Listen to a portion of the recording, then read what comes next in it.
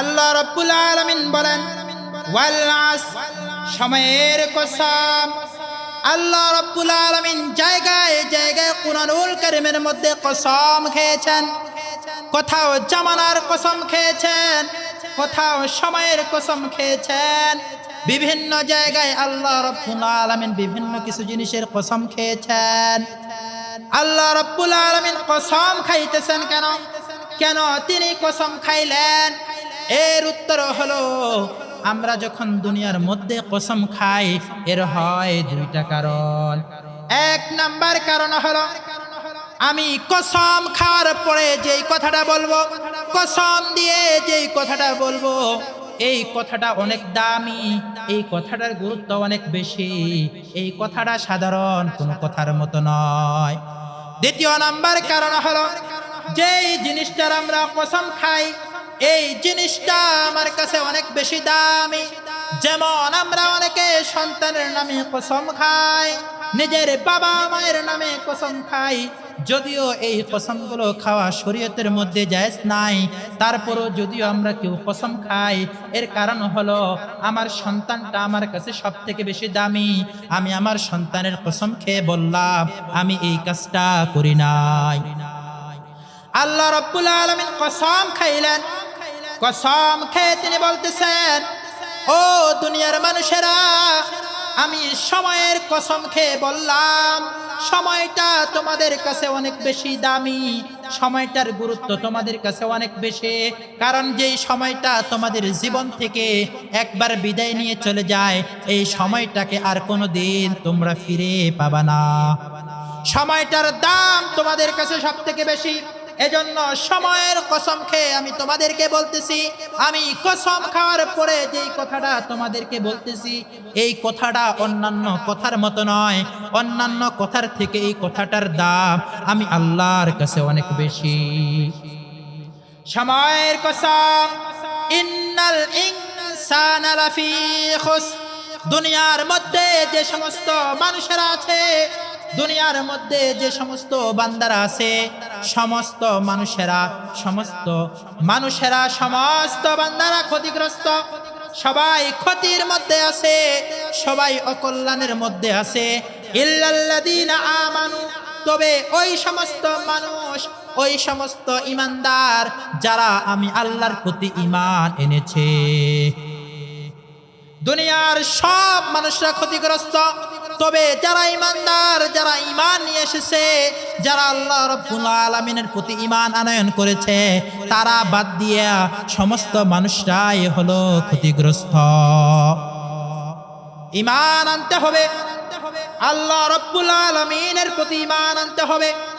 আল্লাহ রাব্বুল আলামিন কুরআনুল কারীমের আরেক জায়গায় জানায় দেয়, তোমরা তো ঈমান আনবা, তোমরা তো মুসলমান হবা, তোমরা তো মুমিন হবা, তবে কেমন ঈমান আনবা?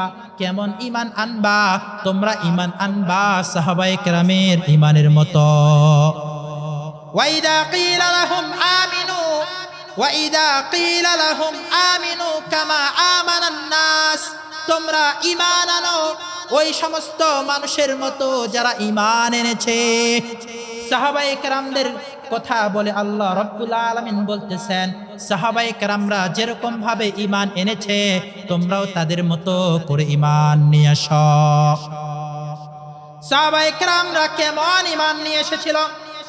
দুনিয়ার সব কিছু তাদের একদিকে ছিল, তাদের জান, তাদের মাল, তাদের সম্পদ, তাদের সন্তান, তাদের স্ত্রী, তাদের পরিবার পরিজন, সব কিছুকে তারা একদিকে রেখেছে, আর তাদের ঈমানকে তারা আরেক দিকে রেখেছে। নিজের জীবনের বিনিময়ে তারা ঈমানকে হেফাজত করেছে, নিজের জীবন দিয়ে দিয়েছে, নিজের শরীরের রক্ত দিয়েছে, নিজের সন্তানকে হারাইছে, নিজের মা বাবাকে হারাইছে, নিজের অর্থ সম্পদ সবকিছুকে বিলীন করেছে, কিন্তু তারা ঈমান থেকে চুল পরিমাণও পিছপা হন নাই। সাহাবায়ে কেরামদের উপরে কত রকমের জুলুম, অত্যাচার, নির্যাতন করা হয়েছে। হযরত বিলাল রাদিয়াল্লাহু তাআলা আনহুর উপরে অত্যাচার করা হয়েছে। উত্তপ্ত মরুভূমির মধ্যে উত্তপ্ত বালু, গরম বালুর উপরে হযরত বিলাল রাদিয়াল্লাহু তাআলা আনহুকে শোয়াই দেওয়া হয়েছে। আর বলা হয়েছে, তুমি যদি ঈমান থেকে ফিরে না আসো, ঈমানকে যদি পরিত্যাগ না করো, মুহাম্মদের ধর্ম থেকে যদি তুমি ফিরে না আসো, তাহলে তোমার উপরে আরো কঠিন থেকে কঠিন অত্যাচার করা হবে। হযরত বিলাল রাদিয়াল্লাহু তাআলা আনহু তার ঈমান থেকে চুল পরিমাণও পিছপা হন নাই। এরপরে ওই কাফের মুশরিকরা হযরত বিলাল রাদিয়াল্লাহু তাআলা আনহুর বুকের উপরে বড় এক খণ্ড পাথর চাপা দিয়ে দিয়েছে। পাথরের খণ্ড বুকের উপরে দিয়ে দিয়েছে। তারপরও তিনি ঈমান থেকে বিচলিত হন নাই, পিছপা হন নাই। মুখে শুধু আল্লাহ রাব্বুল আলামিনের জিকির, আহাত আহাত আহাত বলতেছে। যখন কাফের মুশরিকরা দেখতেছে হযরত বিলালকে কোনোভাবে থামানো যাইতেছে না, তখন ওই নিষ্ঠুর কাফেররা বাচ্চাদেরকে, পোলাপানদেরকে বলে, তোমরা বিলালের বুকের উপরে, পাথরের উপরে উঠে লাফালাফি করো, জীবন চলে যাবে। তারপরও তিনারা ঈমান ছেড়ে দেন নাই। হযরত সাদ ইবনে আবি ওয়াক্কাস রাদিয়াল্লাহু তাআলা আনহু তিনি তিনার আম্মাকে এত বেশি মহব্বত করতেন, এত বেশি ভালোবাসতেন, এত মহব্বত করতেন, মাকে ছাড়া কিছুই বুঝতেন না। যখন সাদ ইবনে আবি ওয়াক্কাস রাদিয়াল্লাহু তাআলা আনহু ঈমান নিয়ে আসলেন, যখন তিনি মুসলমান হয়ে গেলেন, তার মা তাকে ডাক দিয়ে বলতেছে, ও সাদ, তুমি নাকি মুহাম্মদের ধর্ম গ্রহণ করেছ? সাদ ইবনে আবি ওয়াক্কাস রাদিয়াল্লাহু তাআলা আনহু বলেন, জি, আমি মুহাম্মদের ধর্ম গ্রহণ করেছি, কালিমা পড়ে আমি মুসলমান হয়েছি। সাদ রাদিয়াল্লাহু তাআলা আনহুর আম্মা বললেন, তুমি যতক্ষণ পর্যন্ত ওই মুহাম্মদের ধর্ম থেকে ফিরে আসবে না, ততক্ষণ পর্যন্ত আমি কিছুই খাবো না। তিনি খাবার বন্ধ করে দিলেন, খাবার খান না, পানিও পান করেন না। এক পর্যায়ে তিনি অসুস্থ হয়ে গেলেন, শরীর দুর্বল হয়ে গেল। সাদকে ডাক দিয়ে বলে, ও সাদ, তুমি কি এখনো মুহাম্মদের ধর্ম থেকে ফিরে আসবা না? হযরত সাদ রাদিয়াল্লাহু তাআলা আনহু বুঝতে পারলেন, আমার মা আমাকে মুহাম্মদের ধর্ম থেকে ফিরানোর জন্য খাবার খাইতেছে না, পানি পান করতেছে না। তিনি স্পষ্টভাবে জানিয়ে দিলেন, ও আমার আম্মা জান, আপনার শুধু একটা জীবন নয়, আপনাকে যদি একটা একটা করে আল্লাহ রাব্বুল আলামিন 100টা জীবন দান করে, আপনি যদি না খেয়ে না পান করার কারণে একবার মৃত্যুবরণ করেন, আবার জীবিত হন, আবার মৃত্যুবরণ করেন, আবার জীবিত হন, আবার মৃত্যুবরণ করেন, এরকম করতে করতে আপনার 100 জীবন শেষ হয়ে যাবে, কিন্তু আমি সাদ কোনদিন মুহাম্মদের ধর্ম ছেড়ে কালিমা পরিত্যাগ করে মুরতাদ হতে পারবো না। সাহাবায়ে কেরামের ঈমান ছিল কিরকম মজবুত, কিরকম পাক্কা। হযরত সুমাইয়া রাদিয়াল্লাহু তাআলা আনহা বৃদ্ধ বয়স্ক একজন মহিলা, যিনি রাসূল করিম সাল্লাল্লাহু আলাইহি ওয়াসাল্লামের উপরে ঈমান নিয়ে এসেছে। তিনি অনেক গরীব ছিলেন। অনেক গরীব থাকার কারণে সমস্ত কাফের মুশরিকরা সুমাইয়া রাদিয়াল্লাহু তাআলা আনহার উপরে জুলুম অত্যাচার করত, জুলুম নির্যাতন করত। হযরত সুমাইয়া রাদিয়াল্লাহু তাআলা আনহা সকলের জুলুমগুলো সহ্য করতেন, নির্যাতনের শিকার হইতেন, কিন্তু তিনি কালিমা থেকে পিছপা হন নাই। এমন এক পর্যায়ে একদিন আবু জাহেল বড় একটা বল্লম দিয়ে হযরত সুমাইয়া রাদিয়াল্লাহু তাআলা আনহার লজ্জা স্থানের মধ্যে আঘাত করলো। বৃদ্ধা বয়স্কা মহিলা হযরত সুমাইয়া রাদিয়াল্লাহু তাআলা আনহার লজ্জা স্থানের মধ্যে বল্লম দিয়ে বারবার আঘাত করার কারণে রক্তক্ষরণে হযরত সুমাইয়া রাদিয়াল্লাহু তাআলা আনহা এই ক্ষণস্থায়ী জিন্দেগীর মায়া ছেড়ে পরকালে চলে যান। তিনি হলেন ইসলামের সর্বপ্রথম শহীদ, মুসলমানদের মধ্যে সর্বপ্রথম মহিলা, যিনি সর্বপ্রথম শাহাদাতের অমিত সুধা পান করে পরিতৃপ্ত হয়েছেন। তারপরেও তিনি ইসলাম থেকে পিছপা হন নাই, ঈমান থেকে বিচলিত হন নাই, কালিমা ছেড়ে দেন নাই, মুরতাদ হয়ে যান নাই। আল্লাহ রাব্বুল আলামিন বলেন, এরকম সাহাবায়ে কেরামের মতো আমাদেরকে পাক্কা ঈমানওয়ালা হতে হবে। আমাদের ঈমান হতে হবে আমাদের সন্তান, আমাদের পরিবার, আমাদের পরিজন, আমাদের আত্মীয় স্বজন, আমাদের অর্থ সম্পদ, জায়গা সম্পদ, বাড়ি গাড়ি, এমনকি নিজের জীবনের চাইতেও ইসলাম আমাদের কাছে হবে সব থেকে দামি। সব কিছু শেষ হয়ে যাবে, নিজের জীবন বিলীন হয়ে যাবে, নিজের শরীরের রক্ত ঝরবে, নিজের সন্তান কুরবান হয়ে যাবে, নিজের মা বাবাকে ছেড়ে দিতে হবে, নিজের স্ত্রীকে ছেড়ে দিতে হবে, নিজের অর্থ সম্পদ সব কিছুকে প্রয়োজন হলে বিলীন করে দিতে হবে, কিন্তু ইসলামের কোনো ক্ষতি হবে, ইমানের ব্যাপারে বিন্দু মাত্র ছাড় কাউকে দেওয়া হবে না। প্রিয় হাজিরিন, আল্লাহ রাব্বুল আলামিন বলেন, তোমাদের মধ্যে সব থেকে ভালো মানুষ হলো তারা, ওই মানুষরা ক্ষতিগ্রস্ত নয় যারা আল্লাহ রাব্বুল আলামিনের প্রতি ঈমান আনবে। 2 নম্বর বৈশিষ্ট্য হলো তারা নেক কাজ করবে, ভালো কাজ করবে, নেক আমল করবে। ইল্লাল্লাযীনা আমানু, তবে যারা ঈমান আনবে, ওয়া আমিলুস সালিহাত, এবং নেক কাজ করবে, তারা ক্ষতিগ্রস্ত নয়, তারা অকল্যাণের মধ্যে নয়, তারা কল্যাণের মধ্যে রয়েছে। নেক কাজ করতে হবে, আমলে সালেহ করতে হবে, ভালো কাজ করতে হবে। এই ভালো কাজের প্রতিদান আখিরাতের মধ্যে যেরকম ভাবে পাওয়া যায়, এই ভালো কাজের প্রতিদান আল্লাহ রাব্বুল আলামিন দুনিয়ার মধ্যেও দান করে দেন। বনি ইসরাইলের মধ্যে 3 জন যুবক ছিল যারা তাদের এলাকা থেকে বের হয়েছে ইসলামের জন্য, বের হয়েছে ঈমানের জন্য, বের হয়েছে। ওই 3 জন যুবক তাদের এলাকা থেকে বের হয়ে সফর করতেছে। সফর করতে করতে রাত হয়ে গিয়েছে, ক্লান্ত হয়ে গিয়েছে। তারা 3 জনে মিলে পাহাড়ের একটা গুহার মধ্যে প্রবেশ করেছে, পাহাড়ের গুহার মধ্যে আশ্রয় গ্রহণ করেছে। সেখানে রাত্রি জাগরণ করবে, রাত্রে অবস্থান করবে, পরের দিন সকালবেলা আবার তারা সফরের মধ্যে বের হয়ে যাবে। গুহার মধ্যে রয়েছে, হঠাৎ করে অনেক বড় একটা পাথরের টুকরা, পাথরের খণ্ড উপর থেকে পড়ে গেল নিচে, তাদের গুহার মুখের সামনে পড়ে গেল। এর কারণে গুহা থেকে বের হওয়ার রাস্তাটা বন্ধ হয়ে গেল। 3 জন যুবক মুসিবতের মধ্যে পড়ে গেল। কি করা যাবে এখন? কোথায় যাবে? কিভাবে বের হবে? সেখান থেকে চিৎকার দিলেও তো কেউ শুনবে না, সেখান থেকে বের হওয়ার কোনো সুরত নাই। তারা মনে মনে ভাবল, মৃত্যু আমাদের জন্য নিশ্চিত, আমাদেরকে মৃত্যুর প্রস্তুতি গ্রহণ করতে হবে, কারণ এমন একটা গুহার মধ্যে আমরা আটকা পড়েছি, এমন এক জায়গার মধ্যে আমরা বন্দী হয়ে রয়েছি, এখান থেকে বের হওয়ার আর কোনো রাস্তা নাই। তবে একটা মাত্র রাস্তা আছে, আল্লাহ রাব্বুল আলামিন যদি চান তাহলেই কেবলমাত্র আমরা এখান থেকে বের হতে পারবো। তারা 3 জনে মিলে পরামর্শে বসলো কি করা যায়।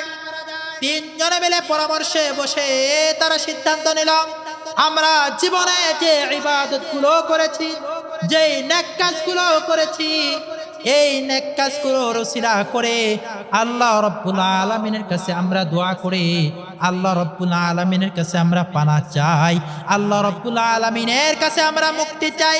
আল্লাহ রাব্বুল আলামিন যদি চান, তিনার যদি দয়া হয়, মায়া হয়, তিনি আমাদেরকে নিজ অনুগ্রহে এখান থেকে পরিত্রাণ দান করবেন।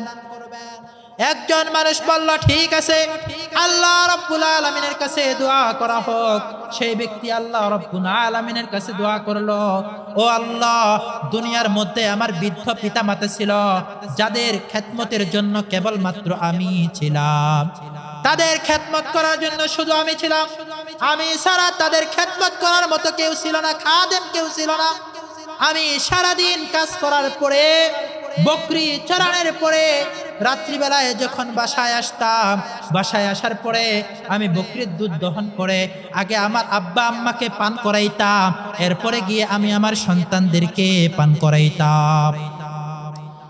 একদিন রাত হয়ে গিয়েছে, বাসায় ফিরতে দেরি হয়েছে, বাসায় এসে দেখি আব্বা আম্মা ঘুমিয়ে গিয়েছে।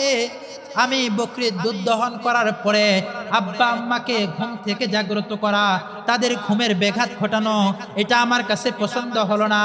এজন্য আমি দুধ নিয়া সারা রাত তাদের মাথার শিওরে দাঁড়িয়ে থাকলাম। এদিকে ক্ষুধার তাড়নায় সন্তানগুলো কান্নাকাটি করতে লাগলো। তারা ক্ষুধার তাড়নায় ছটফট করতে করতে এক পর্যায়ে তারা ঘুমিয়ে পড়ল। কিন্তু আমি আমার পিতা মাতার আগে আমার সন্তানদেরকে দুধ পান করানো এটাকে পছন্দ করলাম না, এজন্য সন্তানদেরকে দুধ খাওয়াইলাম না। আব্বা আম্মা যখন ঘুম থেকে জাগ্রত হলো, আগে তাদেরকে দুধ পান করাইছি, এরপরে সন্তানরা ঘুমায় গেছে। সন্তানরা ঘুম থেকে ওঠার পরে আব্বা আম্মার পরে সন্তানরা দুধ পান করছে, তারপরেও তাদেরকে আমি আগে পান করাইছি। হায় আল্লাহ রাব্বুল আলামিন, আমার আব্বা আম্মার এই খেদমত যদি আপনার সন্তুষ্টির জন্য করে থাকি, আপনার রেজামন্দি হাসিল করার জন্য যদি আমি এই খেদমতটা করে থাকি, তাহলে মেহেরবানি করে আপনি আমাকে এই মুসিবত থেকে উদ্ধার করেন, এই গুহা থেকে বের হওয়ার পরিত্রাণের ব্যবস্থা আপনি করে দেন। এই দোয়াটা করার সাথে সাথে গুহার মুখ থেকে পাথরটা একটু সরে গেল। ভিতরে যারা ছিল তারা অল্প কিছু দুনিয়ার আলো দেখতে পাইল। তাদের ভিতরে আল্লাহ রাব্বুল আলামিনের প্রতি আরো বিশ্বাসটা, আরো ইয়াকিনটা দৃঢ় হয়ে গেল। তারা মনে মনে ভাবলো একমাত্র আল্লাহই আমাদেরকে মুসিবত থেকে রক্ষা করতে পারবেন। দ্বিতীয় জন বলল, আয় আল্লাহ রাব্বুল আলামিন, আমার সেরকম কোনো গুরুত্বপূর্ণ ইবাদত নাই, বড় কোনো ইবাদত নাই, সেরকম কোনো ইবাদত করতে পারি নাই, তবে আমার একটা ইবাদত আছে, আমার একটা ভালো কাজ আছে, আমার একটা ভালো নেক কাজ আছে, যে নেক কাজটা আমি শুধুমাত্র আপনার জন্য করেছিলাম। আপনি মেহেরবানি করে আমাকে এখান থেকে মুক্তি দান করেন। নেক কাজটা কি, ভালো কাজটা কি? ওই যুবক বলে, আল্লাহ রাব্বুল আলামিন, আমার এক চাচাতো বোন ছিল যে অনেক সুন্দরী রূপসী ছিল, যার প্রেমে আমি পাগল ছিলাম, যার চেহারার, যার রূপের কারণে আমি সব সময় তার প্রতি আকৃষ্ট থাকতাম, তার প্রতি দুর্বল হয়ে পড়তাম। আমি তাকে একদিন খারাপ কাজের প্রস্তাব দিলাম, আমার মনের কুবাসনা পূরণ করার জন্যে, জানা করার জন্যে, অপরাধ করার জন্যে আমি তাকে খারাপ কাজের প্রস্তাব দিলাম, কিন্তু সে আমার এই প্রস্তাবকে প্রত্যাখ্যান করলো। একদিনের ঘটনা, তারা মহা মুসিবতের মধ্যে পড়েছে, আমার চাচা বিপদের মধ্যে পড়েছে, তাদের কাছে অর্থ নাই, সম্পদ নাই, তাদের অনেক টাকার প্রয়োজন। আমার চাচাতো বোনকে আমি ডাক দিয়া বললাম, তোমাদের তো অনেক টাকার প্রয়োজন, আমি তোমাকে 100 দিরহাম দান করব, এর বিনিময়ে তুমি আমার সাথে জেনার কাজের মধ্যে লিপ্ত হয়ে যাবা। চাচাতো বোন মহিলা মানুষ, সৎ সরল মানুষ, মুসিবতের মধ্যে পড়েছে, বিপদের মধ্যে পড়েছে, টাকার লোভে বিপদ থেকে উদ্ধার হওয়ার জন্য আমার এই খারাপ প্রস্তাবে, কুপ্রস্তাবে রাজি হয়ে গেল। এমন এক পর্যায়ে এসে আমি যখন তাকে 100 দিরহাম দিয়ে দিলাম, সে আমার সাথে নির্জনে একটা রুমের মধ্যে, নির্জনে একটা গৃহে প্রবেশ করলো। এখানে সে আর আমি ছাড়া কেউ ছিল না। আমি যখন তার শরীরের পরনের কাপড়গুলো খুলে ফেললাম, তার 2 রানের উপরে যখন আমি বসে পড়লাম, আমার চাচাতো বোন চোখ 2টা বন্ধ করে আমার দিকে তাকায় বলে, ও আমার ভাই, তুমি তো আমার আপন ভাইয়ের মতো চাচাতো ভাই, তুমি একমাত্র আল্লাহর ভয়ে আমার থেকে এই খারাপ কাজটা করতে বিরত থাকো। যুবক বলে, যখন আল্লাহর ভয়ের কথা আমাকে বলেছে, সাথে সাথে আমি আপনার ভয়ে, আল্লাহর ভয়ে, জাহান্নামের ভয়ে, কবরের আযাবের ভয়ে, সাথে সাথে এই নির্জন কক্ষে থাকার পরেও, তাকে টাকা দিয়ে কিনে নেওয়ার পরেও, তার রানের উপরে উলঙ্গ অবস্থায়, বিবস্ত্র অবস্থায় বসার পরেও আমি এই খারাপ কাজটা থেকে বিরত থেকেছি। আয় আল্লাহ রাব্বুল আলামিন, এই মহৎ কাজ, এই নেক কাজটা যদি মাত্র আপনার ভয়ে করে থাকি, আপনার জন্য করে থাকে, মেহেরবানি করে আপনি আমাদেরকে এই মুসিবত থেকে রক্ষা করেন। আল্লাহ রাব্বুল আলামিন তার দোয়া কবুল করলেন। সাথে সাথে পাহাড়ের গুহা থেকে ওই পাথরটা আরেকটু সরে গেল। সেই 3 জনের ভিতরে একটু আশা জাগলো এখন দুনিয়ার আলো পরিপূর্ণভাবে দেখা যায়, কিন্তু এখনো সেখান থেকে বের হওয়া যাবে না। পাথরটা আরেকটু সরাইতে পারলে এখান থেকে বের হওয়া আমাদের জন্য সহজ হয়ে যাবে। তৃতীয় নম্বর জন বললেন, আয় আল্লাহ রাব্বুল আলামিন, আমার কোনো ইবাদত নাই, আমার কোনো নেক কাজ নাই, আমার কোনো ভালো কাজ নাই, তবে আমার বাড়িতে একজন দিনমজুর ছিল, একজন শ্রমিক ছিল। সারাদিন সে আমার বাড়িতে কাজ করত, আমার ঘরে আমার সাথে কাজ করত, আমার বাড়িতে শ্রম দিত, আমি তাকে প্রতিদিনের পারিশ্রমিক প্রতিদিন দিয়ে দিতাম। এমন একদিন হঠাৎ করে কোন এক কারণে ওই শ্রমিকটা তার পারিশ্রমিক না নিয়ে আমার বাড়ি থেকে চলে যায়, আর আমার বাড়িতে কাজ করতে আসে না। আমি তার শ্রমের মূল্যটা, তার পারিশ্রমিকটা আলাদা করে রেখে দেই। যখন দেখি সে অনেক দিন হয়ে যায় আমার বাড়িতে কাজ করতে আসে না, তার সাথে আমার দেখা সাক্ষাৎ হয় না, আমি তার এই টাকাটা আমার ব্যবসার কাজের মধ্যে লাগায় দেই, ব্যবসার কাজের মধ্যে লাগায় দেই। তার জন্য আলাদা হিসাব করে রাখি, তার জন্য আলাদা করে ফান্ড তৈরি করি। এখান থেকে বকরি কিনি, উট কিনি, সেখান থেকে সেই বকরি থেকে সেই উট থেকে যে লাভ হয়, এখান থেকে রাখাল রেখেছি, একজন লোক রেখেছি যে ওই শ্রমিকের অর্থ সম্পদগুলোর হিসাব করবে, দেখাশোনা করবে। এরকম করতে করতে এক পর্যায়ে তার পরিশ্রমের টাকা দিয়ে তার অনেক বড় একটা ব্যবসা পরিচালনা হইতেছে। হঠাৎ করে তার সাথে আমার একদিন দেখা হয়ে গেল। সে আমাকে এসে বলল, ও আমার মুসলমান ভাই, আপনি কি আমাকে চিনেছেন? আমি আপনার বাড়িতে শ্রম দিতাম, আপনার বাড়িতে শ্রমিকের কাজ করতাম। ওই যুবক বলে, জি আপনাকে চিনি, খুব ভালো করে চিনি। আপনাকে না চেনার কোনো কারণ নাই, কারণ আপনাকে আমি অনেক দিন থেকে খুঁজতেছি। আপনার খুব প্রয়োজন, আপনি আসেন, আপনার পারিশ্রমিকটা নিয়ে যান, আপনার শ্রমের মূল্যটা নিয়ে যান। তাকে মাঠের মধ্যে নিয়ে আসলাম, নিয়ে আসে তাকে বলতেছি, এই যে মাঠের মধ্যে বকরিগুলো দেখতেছ, এই যে মাঠের মধ্যে উটগুলো দেখতেছ, এই যে মাঠের মধ্যে রাখালগুলো দেখতেছ, এই অর্থ সম্পদগুলো সব তোমার, সব তুমি নিয়ে যাও। ওই শ্রমিক বলতেছে, কি বলেন মনে, আপনি আমার সাথে মস্করা করতেছেন, ঠাট্টা করতেছেন কেন? এবার যুবক বলে, না না, আপনার সাথে মস্করা করে নাই, ঠাট্টা করে নাই, কোনো হাসি তামাশার কথা বলতেছি না। আপনার শ্রমের মূল্যটা আমি আমার ব্যবসার কাজে লাগাইছি, সেখান থেকে আপনার এই মুনাফা অর্জিত হয়েছে, সেখান থেকে আপনার জন্য এই প্রতিষ্ঠান আমি তৈরি করে দিয়েছি। ওই শ্রমিকটা তার সমস্ত রাখাল, সমস্ত উট, সমস্ত বকরিগুলো নিয়ে চলে গেল, একটি দানা কোনা ওই লোকের জন্য রেখে দিল না।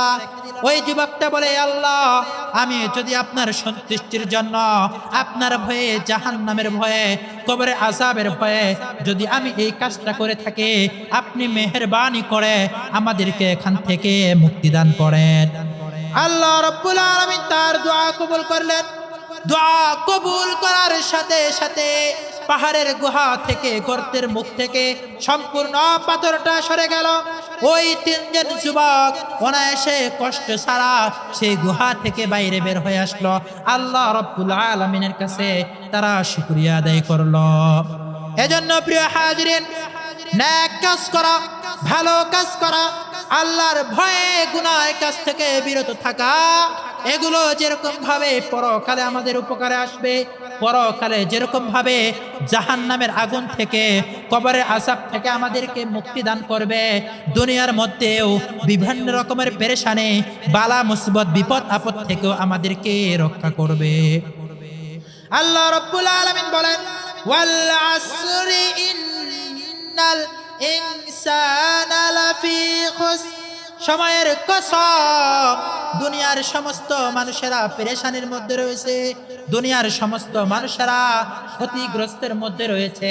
তবে ওই সমস্ত মানুষরা বাদ দিয়া যারা আল্লাহর উপরে ঈমান আনবে, যারা নেক কাজ করবে, তারা বাদ দিয়ে বাকি সবাই ক্ষতিগ্রস্তের মধ্যে রয়েছে। এজন্য আমাদেরকে ঈমান আনতে হবে, সাহাবায়ে কেরামের ঈমানের মতো নেক কাজ করতে হবে, ঈমানকে খাঁটি করতে হবে, নিয়তকে পরিশুদ্ধ করতে হবে, খালেস দিলে নেক কাজ করতে হবে, ভালো কাজ করতে হবে। আমরা যদি আমাদের নিয়তকে ঠিক করে ভালো কাজগুলো করতে পারে, আল্লাহ রাব্বুল আলামিন দুনিয়াতে এবং আখিরাতে উভয় জাহানে আমাদেরকে সফলতা দান করবে।